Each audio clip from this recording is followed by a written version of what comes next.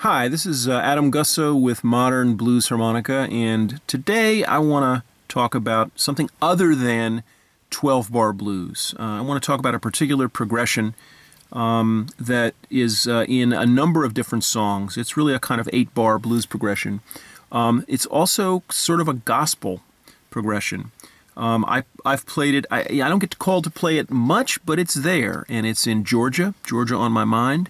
When it's up-tempo, it's Stag Alley, and Trouble in Mind. It could be Trouble in Mind. So it's a certain kind of 8-bar blues, and it goes like this. If I'm giving you the harmonic background, let me talk just harmony. I'm going to talk in terms of 1 chords, 5 chords, 6 chord. So it starts on the 1 chord, and just has 1 bar of 1, 4 beats. And then it goes to what's called the 3 dominant 7. Very distinctive flavor. When I show you, I'm going to show you how you would play melodies over that. I don't have a chord thing with me right now. Maybe I'll find some uncopyrighted music to show you at the end of this what this sort of blues sounds like. So it goes from 1 to 3 dominant 7, almost like going from from C up to E. If you're playing the key of C to E dominant 7.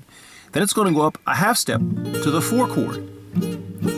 And then it's going to do, there's several different things that it can do. It can do I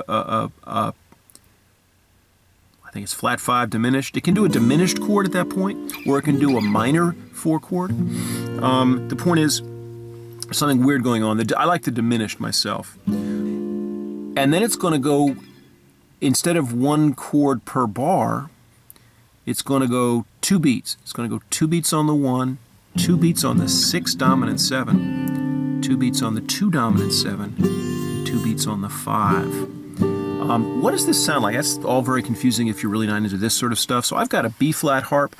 What does this sound like? Well, the moment you hear it, you're going to see why I like it. I have a very special feeling for this particular kind of progression, and I think it's really kind of a gospel-y progression.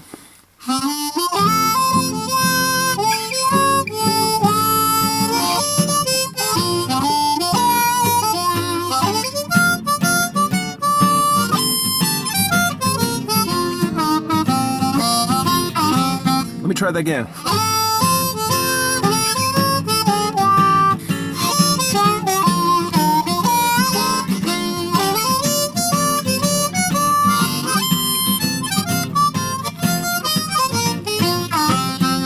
Stag Alley, Stag Alley.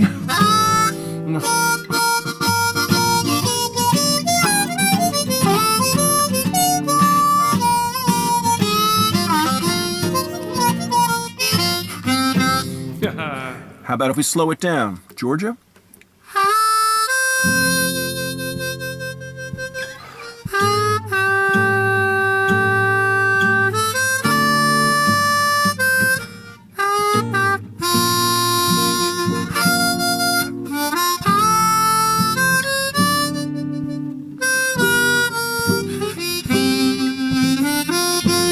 And then often at the end there's a cadence.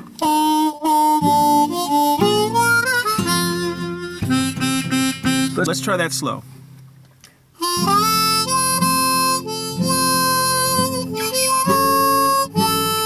I used an overblow.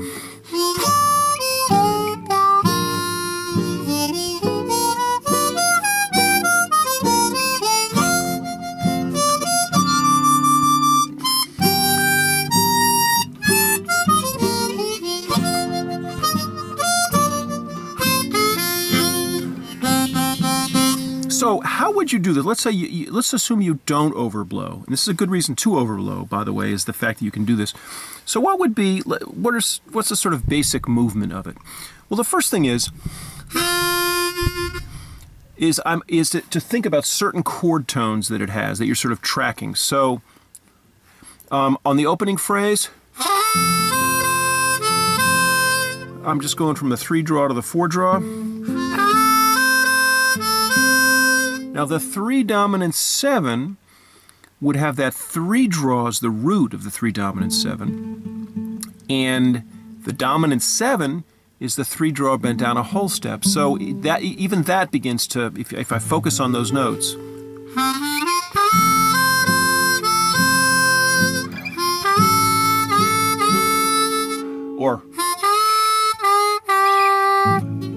So I went, that 3 draw, that's the root of the chord that you're playing at that point, the 3 dominant 7.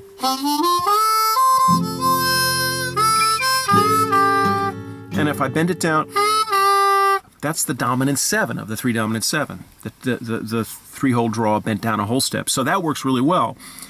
Now then, when you go to the 4 chord, what are the notes you want to go to? Well, they sound really good coming next. So let me go through the first 2 chords, and the 3rd chord will be that 4 chord. So that's the 1 chord. 4 chord. That's just basic 4 chord stuff. 4 blow, 5 blow, 6 blows. Root, 3rd, 5th of the 4 chord. If you can overblow. Now, why would that overblow sound good there? Because, and here's something new. You probably don't know this, but the 4th chord in this series of chords, if you go the 1 chord, 3 dominant 7 with the 3 draw or the 3 draw bent down a whole step. The 4 chord, which would have 4 blow, 5 blow, 6 blow. The next chord is basically, it's a flat 5 diminished, or it's a 1 diminished, or it's a flat 3rd diminished. All the same chord. They're all the same chord. Because a diminished chord arpeggio goes like this.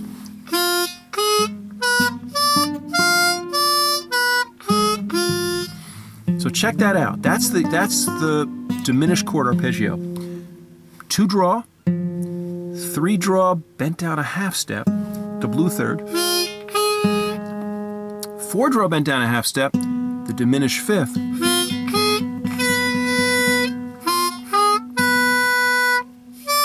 And then 6 blow, then 5 blow and 6 blow. And that's the cool thing, is to have the minor 3rd and the major 6th, to have the 3 draw bent down a half step and the 5 blow.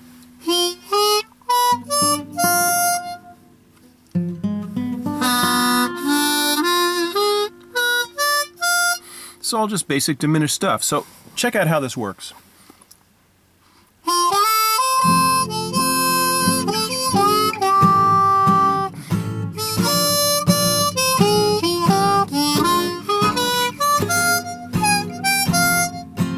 So that 6 overblow, it's also in the diminished chord. You're probably not used to playing that kind of diminished arpeggio, but it's a good thing to learn. Okay, now, how do we get through the cadence at the end? It's a classic kind of country blues cadence. Pause for the cause. 1-6-2-5. Beautiful kind of ragtime blues.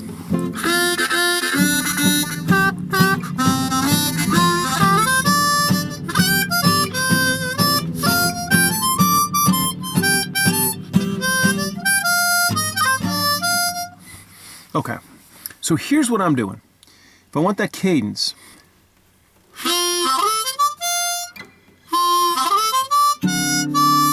oh no, this is too much for you guys.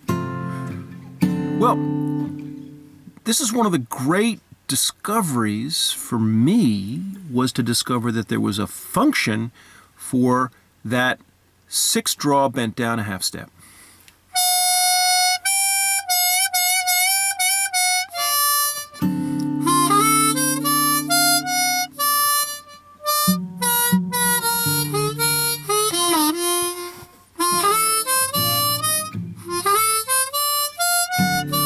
Let's just do that riff, because that's a way of moving from the 1 chord to the 6 dominant 7. What do I mean 6 dominant 7? Well, I mean a chord built on the 6th degree of the scale. What is that? Playing cross harp. Which hole is that? Well, it's the 2 blow and it's the 5 blow. That's the 6th. Okay, suppose I start on that. What's the major 3rd? If I want to do a 6 dominant 7, it has what? It has the root, 3rd, major 3rd, 5th, and dominant 7th. Well, the root's 5 blow. The 3rd is the 6 draw bent down a half step.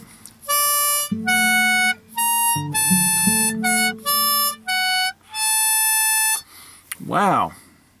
Try that.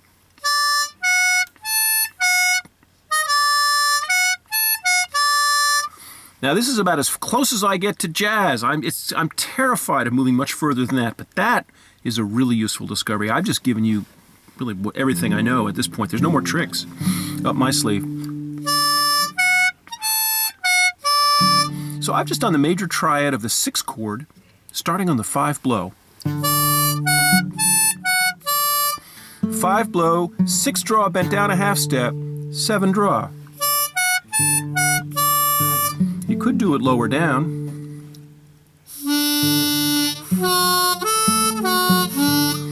Bend down the 3 all the way.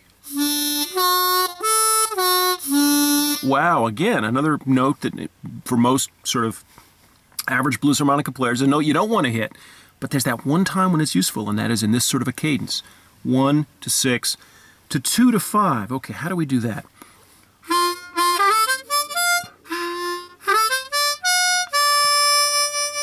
You know what? I need to let you figure some of this stuff out. So I think we'll stop there, and maybe I'll come back at some point and finish this up. 1, 6, 2, 5. So we're calling this, I don't even know what I'm calling this particular lesson, but it's an 8-bar blues that has that 3 dominant 7 in the second bar.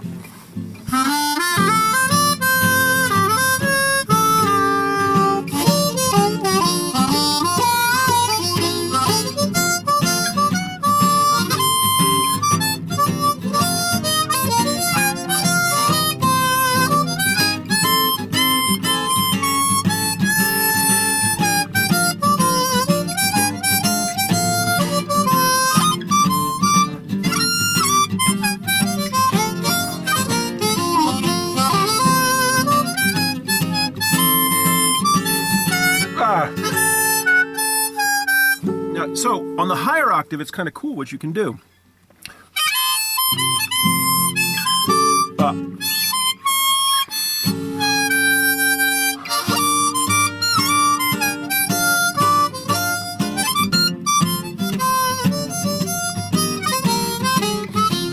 It's time running out of notes. I'll see you down the road. Bye-bye.